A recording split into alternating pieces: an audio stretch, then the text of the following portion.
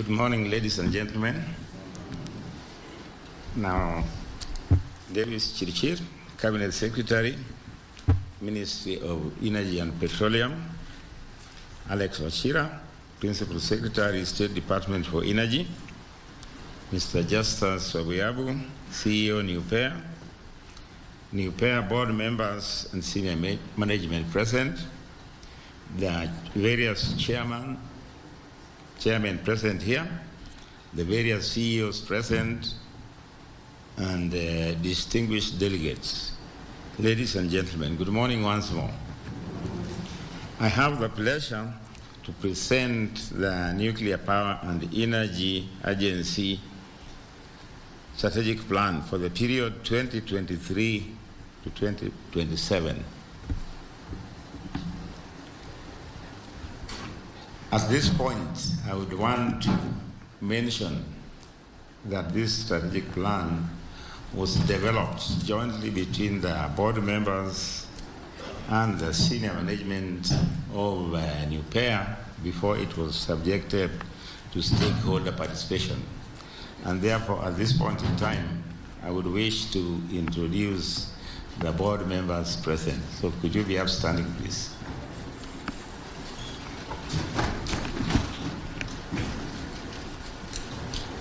Today with us here, we have several board members. I'll start with the lady on the right.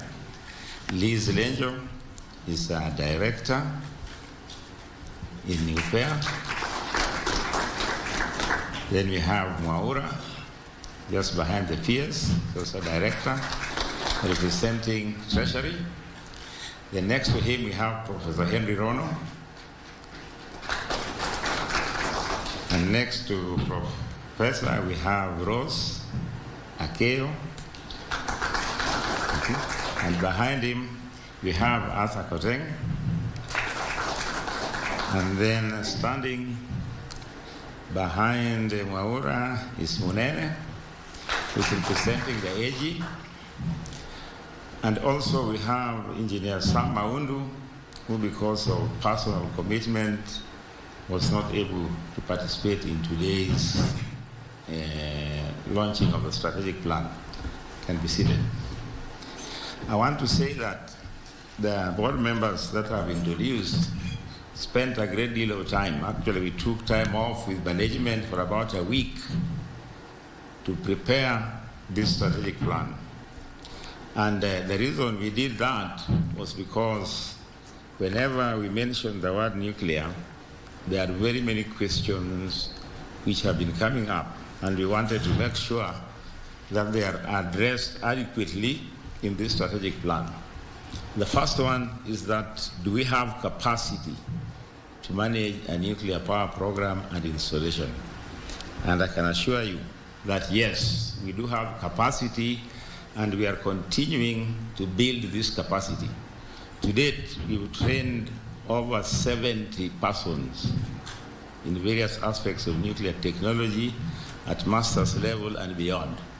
And we are still continuing, and some of them are working in the institutions within the sector, both in Kenya and out of the country. And we are continuing with this effort such that by the time the power plant will be put up, we'll have adequate human resources to implement, maintain, and sustain a nuclear power plant. Also, it's very important that we engage stakeholders. As was mentioned earlier, the various mandates of NuPEA means that we have got very many stakeholders. We've got stakeholders in the academia, as we just had a few VCs are represented here. We've got stakeholders in the medical field, various referral hospitals are collaborating with us very closely. We have got stakeholders in agriculture, in industry, and in the power sector. And so this strategic plan has got a very solid framework on engaging the stakeholders.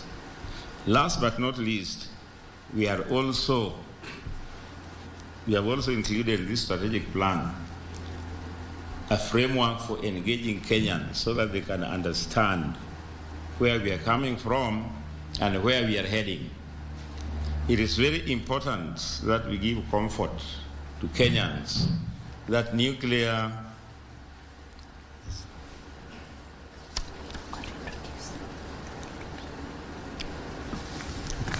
it is also very important that we give comfort to Kenyans that nuclear power installations are safe and secure, and that Kenyans will not be exposed to any danger through the installation of a nuclear power plant. Already there are a lot of concerns, and we are putting a lot of effort in assuring Kenyans that nuclear power plants are safe. Also, one of the things that we have to answer a number of times, and that is adequately taken care of in this strategic plan, is that why does it take so long to get a power plant ready for operation? Like the CEO mentioned, this journey was commenced around 2010, and we are talking about power plant in 2035.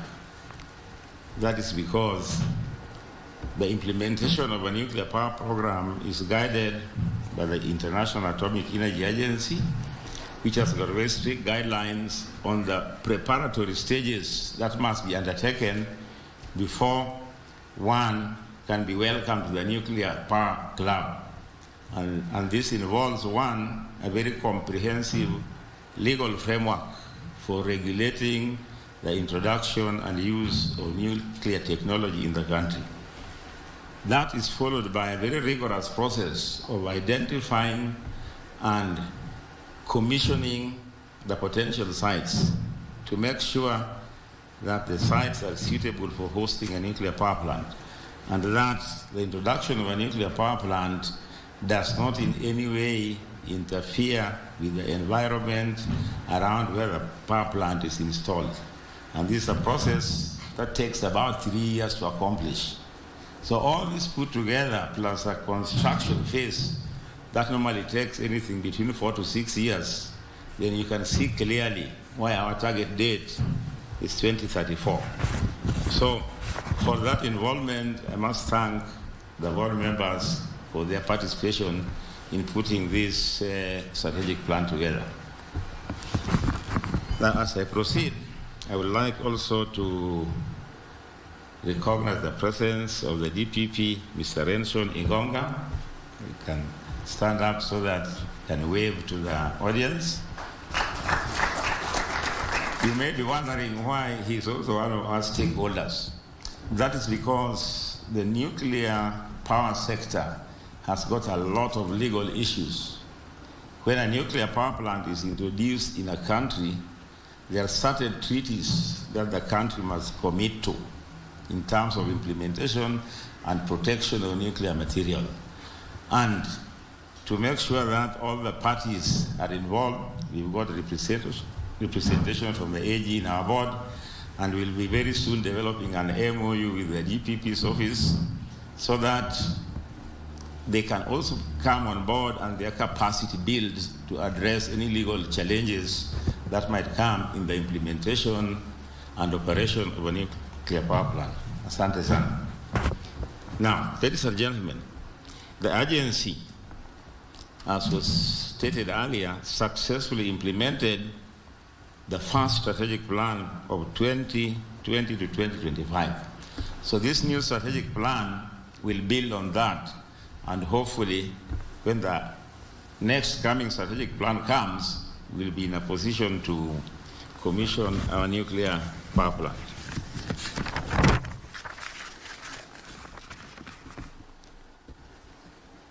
Now, this plan is built on a major foundation attained from the implementation of the previous plan. It communicates NuPEA's vision, mission, and strategies put forth to achieve its mandate. And as the Director of Strategy elaborated in great detail the key result areas, and I can assure you that that this board is going to put its best foot forward to make sure that this plan is successfully implemented.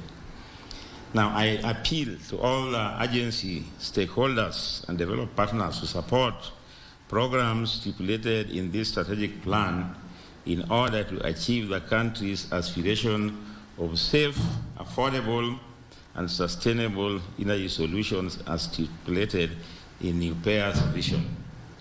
And before I welcome the peers, I must recognize the support that we have been receiving from the Ministry of Energy and also from the Presidency in terms of coordination and collaboration, because quite a number of times we have to develop MOUs with a number of countries and foreign institutions, and these would not be possible without the support of the Ministry of Foreign Affairs and the Presidency.